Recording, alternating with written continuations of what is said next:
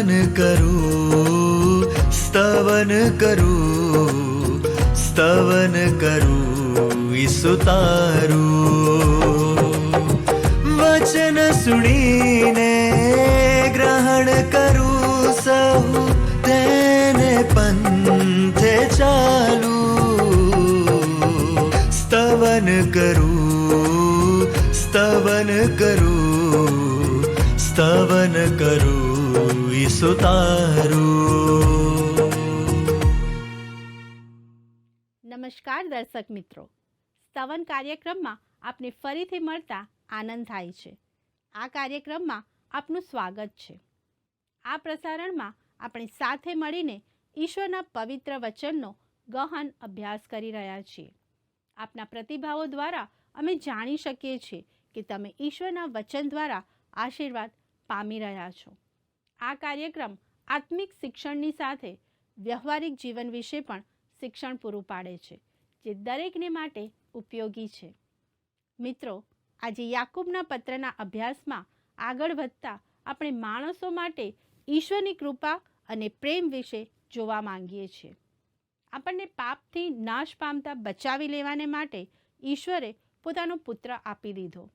જો આપણે તેમના પર વિશ્વાસ કરીએ તો ઉદ્ધાર પામીએ છીએ. જો આપણે ઈશ્વરની સંગતમાં રહીએ તો શૈતાનનો સામનો કરવાની શક્તિ મળે છે. આવો યાકૂબ 4:6-17 કલમોનો અભ્યાસ શરૂ કરીએ.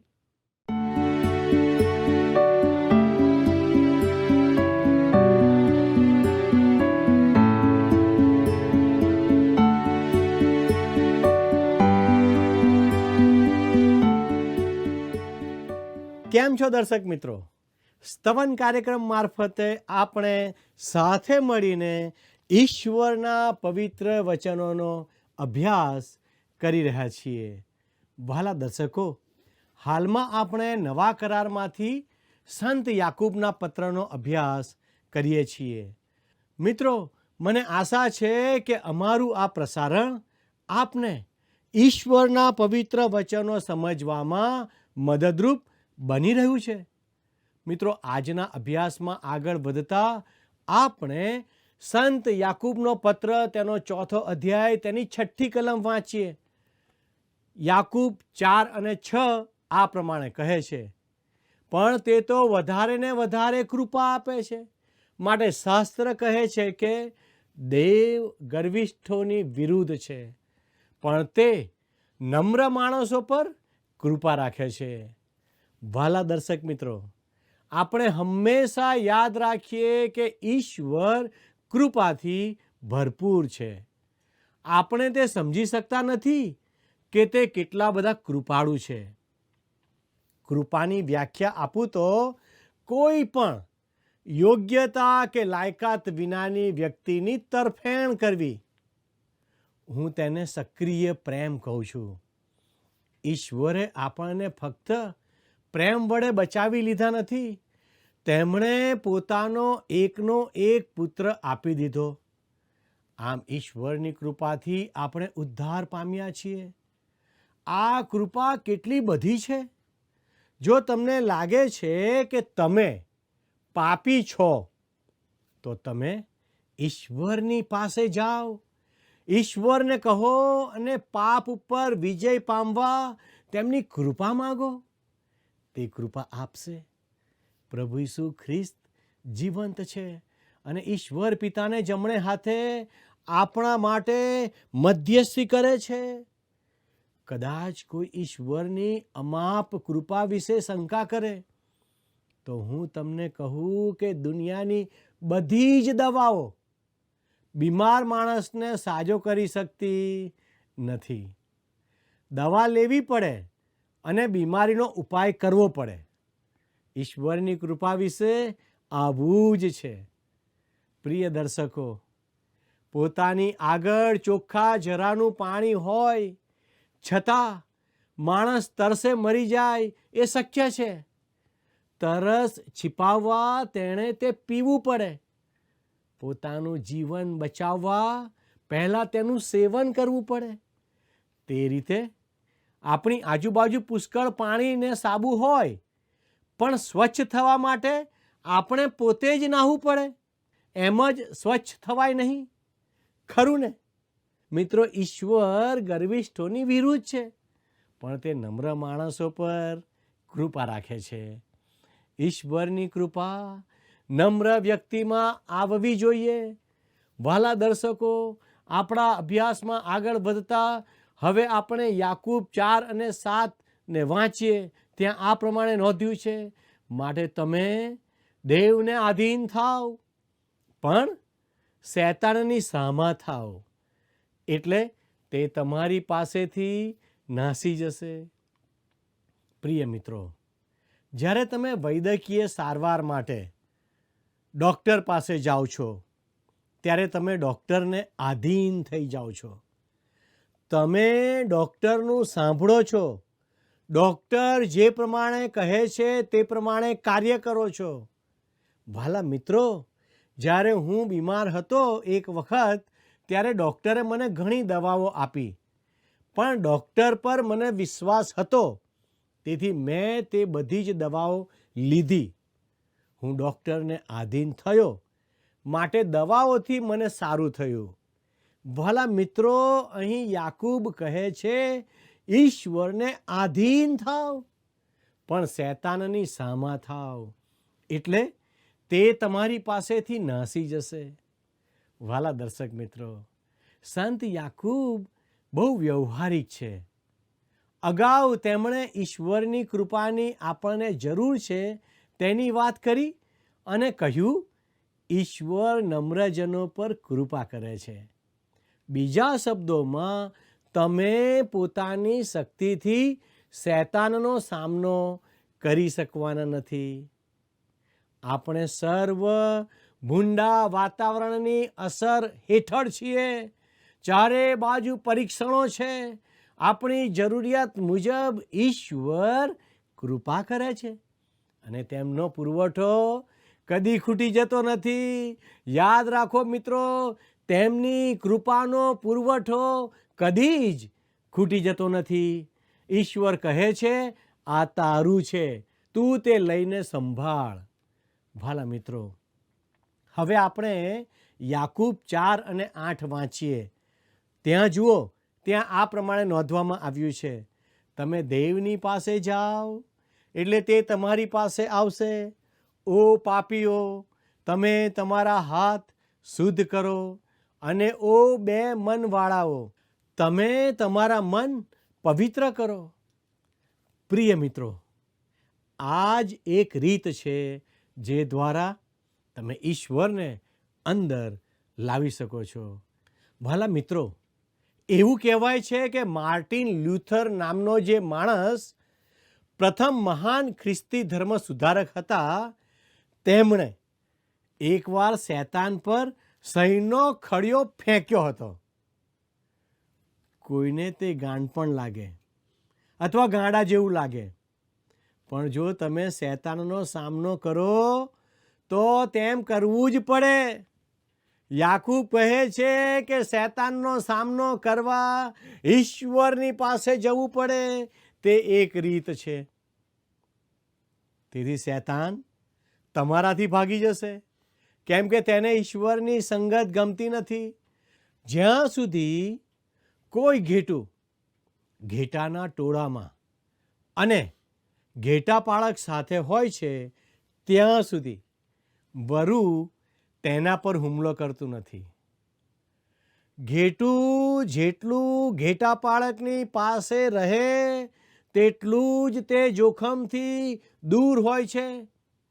આપણી મુશ્કેલી એ છે કે આપણે ઈશ્વરથી દૂર અને દૂર ભાગતા ફરીએ છીએ અને પરિણામે શૈતાનનો શિકાર બનીએ છીએ. વહાલા મિત્રો, આપણા અભ્યાસમાં આગળ વધીએ અને 9મી કલમમાં શું લખ્યું છે તે ધ્યાનથી નિહાળીએ. તમે ઉદાસ થાવ ને શોક કરો ને રડો. તમને હાસ્યને બદલે શોક તથા આનંદને બદલે ખેદ થાય.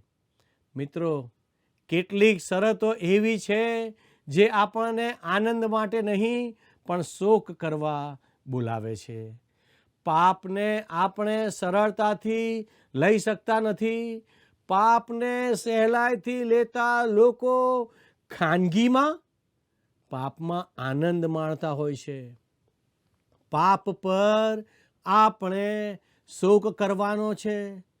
આજના વિશ્વાસીઓ પોતાના પાપ માટે શોક કરતા નથી.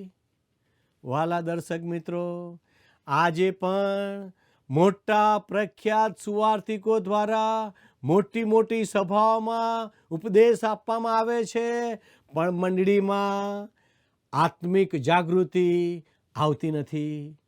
વાલા દર્શકો, અહીં સંત યાકૂબ આપણને જે કહે છે તે ગંભીરતાથી લેવાની જરૂર છે.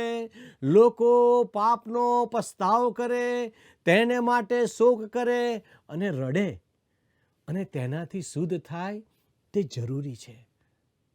વાલા મિત્રો, પાપનો નિકાલ વહેલી તકે થવો જોઈએ, તો ને તો જ મંડળીઓમાં આત્મિક જાગૃતિ આવી શકે છે. વાલા દર્શકો, યાકૂબ 4:10 લખ્યું છે, પ્રભુની આગળ તમે દીન થાવ એટલે તે તમને ઉચ્ચ પદે મૂકશે.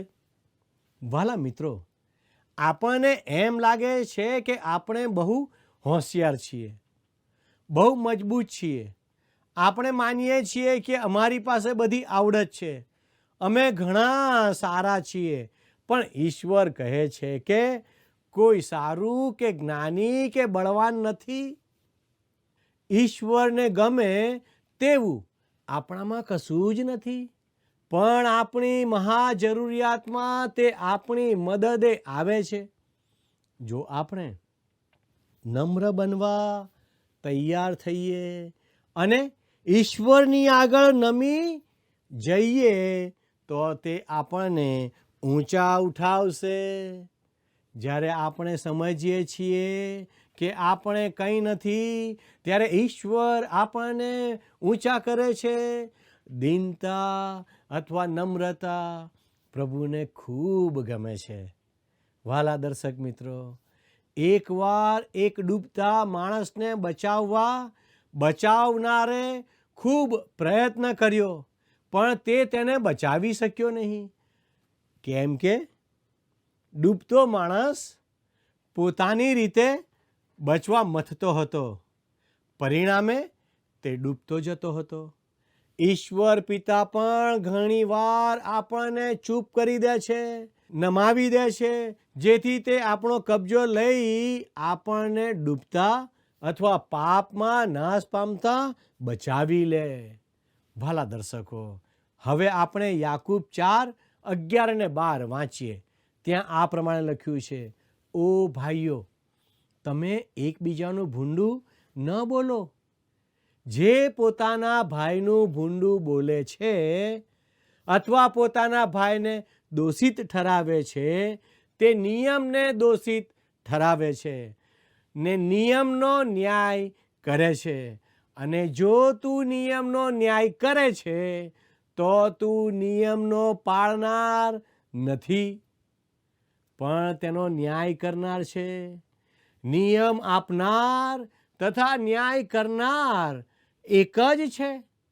તે તો તારવાને તથા નાશ કરવાને શક્તિમાન છે, પણ બીજાનો ન્યાય કરનાર તું કોણ છે? વાલા દર્શક મિત્રો, જો તમે તમારા ભાઈઓનો ન્યાય કરો છો તો તમે નિયમ પાળતા નથી. તમે તમારી જાતને નિયમથી ઊંચી ઠરાવો છો અને ધિક્કારથી વર્તો છો. તમે કોણ છો? જ્યારે તમે કોઈનો ન્યાય કરો છો ત્યારે તમે ઈશ્વરનું સ્થાન લો છો. આજે 2 પ્રકારના લોકો છે જેઓ ઈશ્વરનું સ્થાન લેવા માગે છે.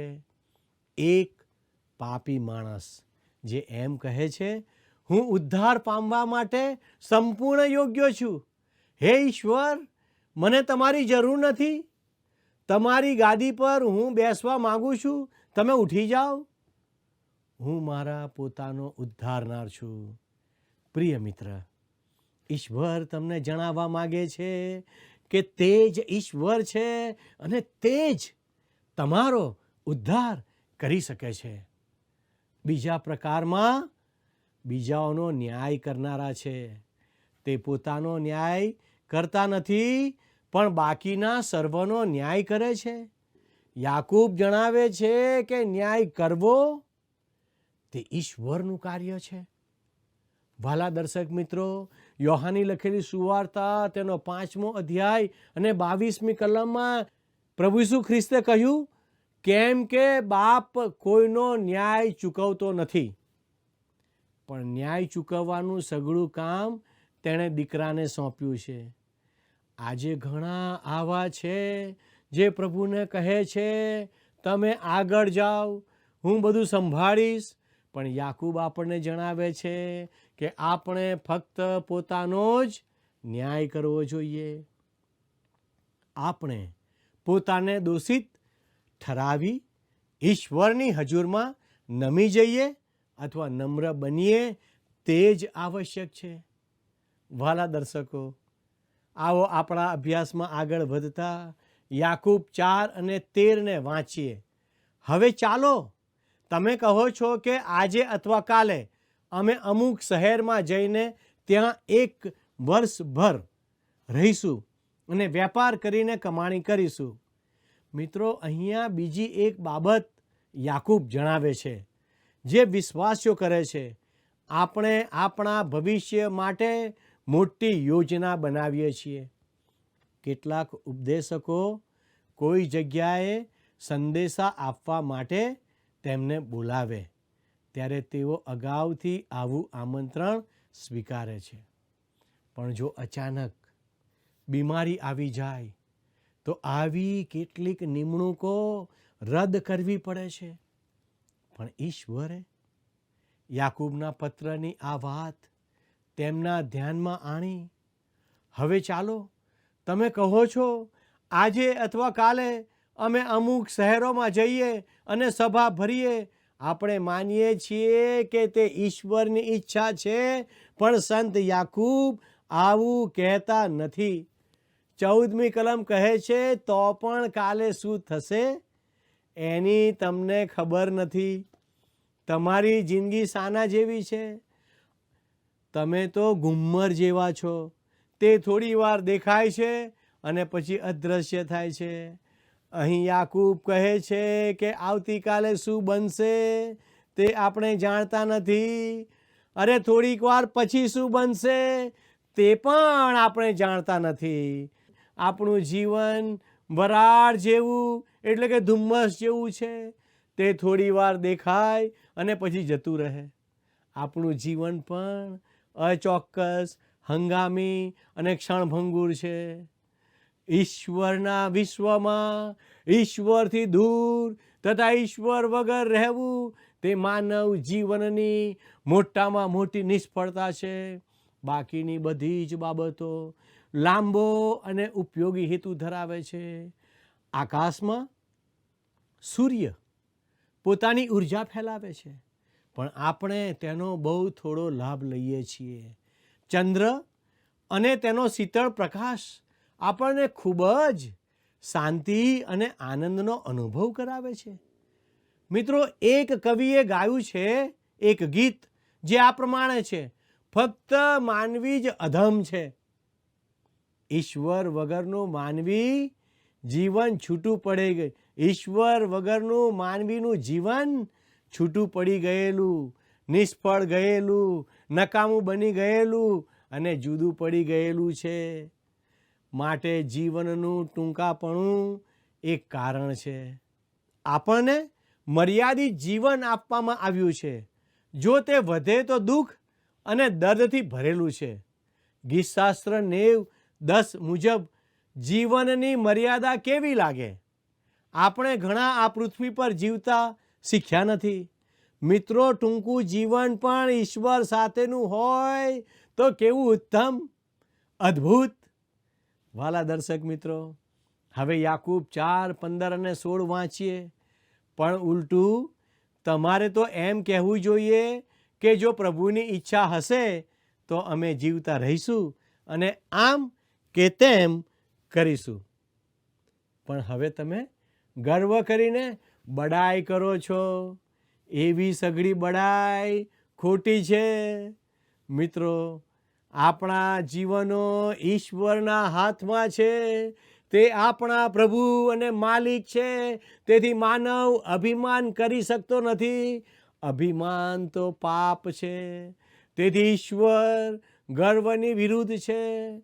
મિત્રો, 17મી કલમ જુઓ, ત્યાં આ પ્રમાણે લખ્યું છે, માટે જે ભલું કરી જાણે છે પણ કરતો નથી, તેને પાપ લાગે છે. આજે મોટા ભાગના લોકો પાપ કરે છે પણ તેમને તેની ખબર કે ભાન રહેતું નથી. જો તમે કોઈ બાબતમાં સારું કરવા ઈચ્છો છો, કોઈ કારણ માટે કોઈને મદદ કરવા માંગો છો, તો તે જરૂર કરો. જો તમે સારું કરવાનું જાણો છો પણ કરતા નથી, તો તે પાપ છે. વહાલા દર્શક મિત્રો, આપણું જીવન ટૂંકું છે. તેથી આપણે આ જીવનનો સમય ઈર્ષા, ઝઘડા, અદેખાઈમાં વેડફી નાખવો ના જોઈએ. એવી બાબતોથી જીવન બગડી જાય છે અને શાપિત બને છે. આપણે ખ્રિસ્તની પાસે આવીને આ ટૂંકું જીવન અને સમય તેમને સમર્પિત કરી દેવા જોઈએ અને ખરેખરું જીવન જીવવાની શરૂઆત કરી દેવી જોઈએ. યોહાન 10 અને 10માં પ્રભુ ઈસુએ કહ્યું છે, તેઓને જીવન મળે અને તે પુષ્કળ મળે માટે હું આવ્યો છું. તે આપણને ખરેખરું જીવન આપવા માગે છે. શું મિત્રો, તમારે આવું ભરપૂર જીવન જોઈએ છે? શું મિત્રો, તમે આવા ભરપૂર જીવનની અપેક્ષા રાખો છો? જો હા, તો તમે પ્રાર્થના સાથે તમારા જીવનનું સમર્પણ ઈશ્વરને આજે કરી શકો છો. આજનો દિવસ એ આપના માટે, આપના કુટુંબના માટે એ યાદગાર બની જશે જો આજે તમે તમારા જીવનો પ્રભુ ઈસુ ખ્રિસ્તને સમર્પિત કરશો તો. વહાલા દર્શકો, આવો આપણે પ્રાર્થના કરીએ.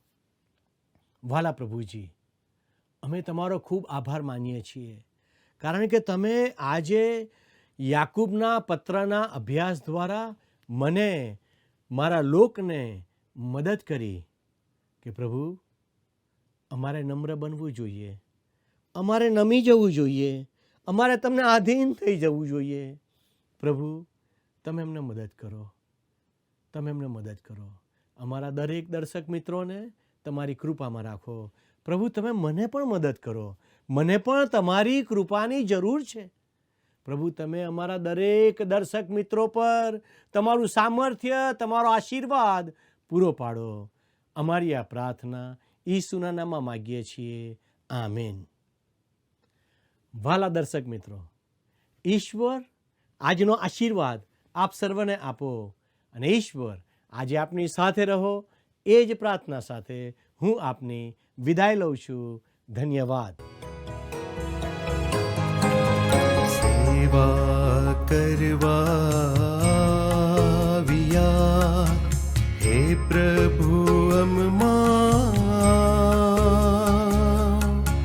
ભક્તિ અમારી માનજે, આશીષ સૌ પર લા,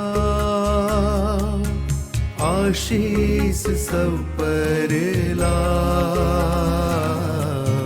તારું જ્ઞાન ઉતારજે સૌના અંતરમાં,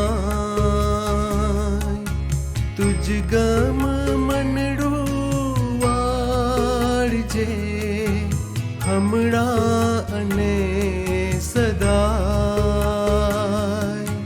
હમણાં અને સદાય. સેવા કરવા આવ્યા હે પ્રભુ અમમાં આ.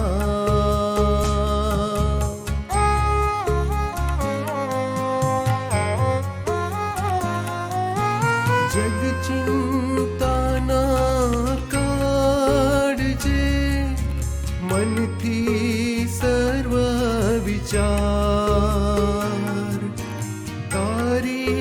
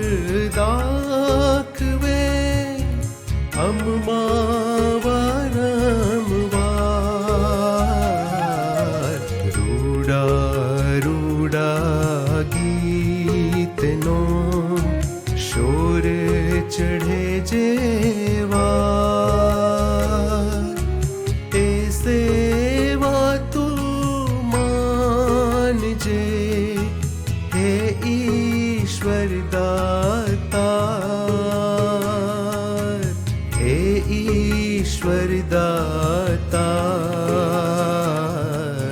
સેવા કરવા.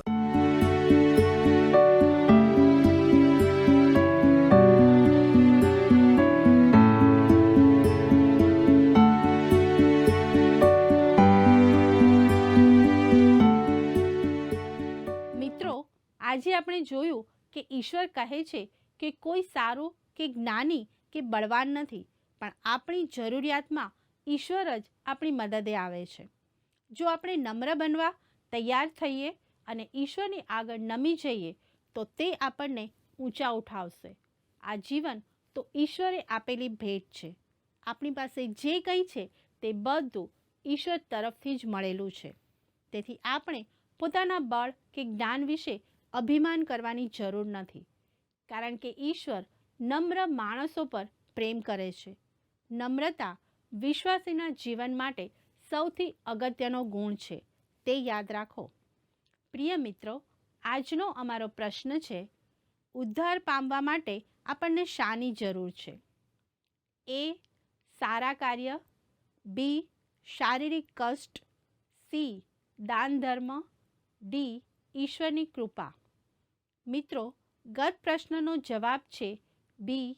વેર. મિત્રો, જો અમારા આજના પ્રસારણથી આપને કોઈ નવી બાબત શીખવા મળી છે તો અમને તેની જાણ કરશો. અમને પણ તેથી પ્રોત્સાહન મળશે. સંપર્ક માટે અમારો ફોન નંબર છે 94 29 37 56 10 9429375610. આપના પ્રતિભાવો અને આજના પ્રશ્નોનો જવાબ પણ આ નંબર પર જરૂરથી મોકલી આપશો. આભાર. શું તમને આ કાર્યક્રમ ગમ્યો? અત્યારે જ અમને મિસ કોલ કરો.